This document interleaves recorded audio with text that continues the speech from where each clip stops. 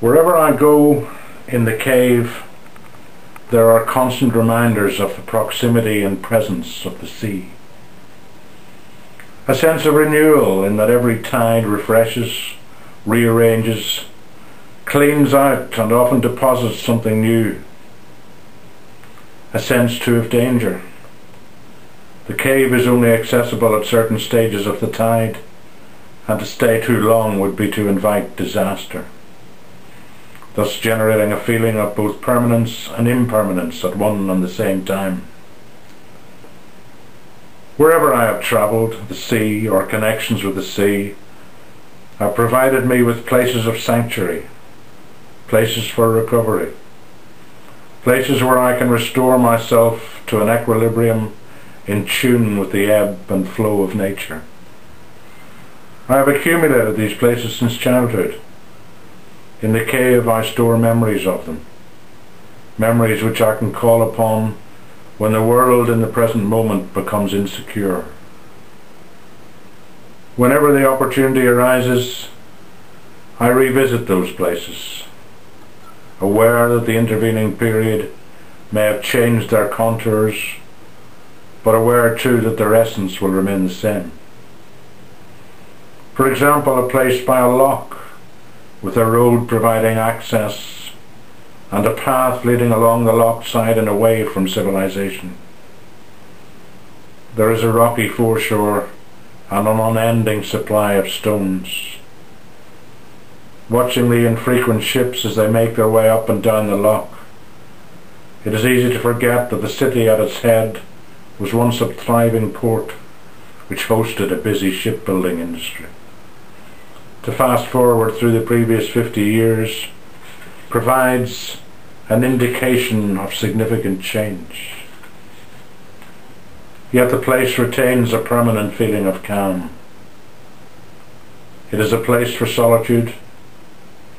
It is a place for picking up stones and lobbing them forward, waiting for the satisfying plop as they drop into the water, or for skimming them idly across the surface, counting with satisfaction each skip across the water.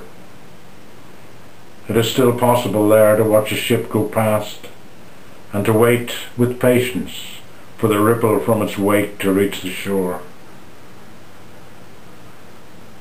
In another place where the contours of the cliff face alter from year to year as the power of the sea takes its toll on the fragile structure of the land.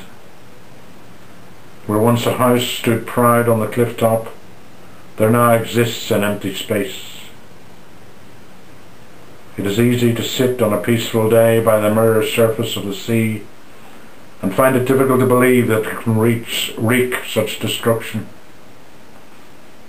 Yet on a different day the waves break across the pier, and their sheer irresistible power leaves me considering my rightful place within the universe.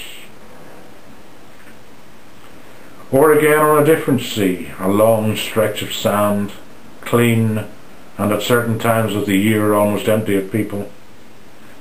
In my country we call such a place a strand. And looking out across the sea there is a knowledge that the next landfall is thousands of miles distant. In that place, standing watching the waves break unrelentingly upon the strand, each wave seeming bigger than the previous one, and each wave reaching a height well above a person's head, there is a sheer hypnotic power generated by those waves. It is in the constant movement, the constant repetitive noise. The power has an attraction, a calling perhaps, which can generate a desire to walk into the waves and keep walking right out into eternity. These places and many more provide the oasis, the safe places into which I can retreat and restore myself. These places at those times are mine and mine alone. There is no power in the world which can take them from me. I have accumulated these places over the years, each one adding to my ability to restore calm both to me and to the ocean which exists within my soul. You too have these places within you, and as you explore your cave of truth, they will become available to you.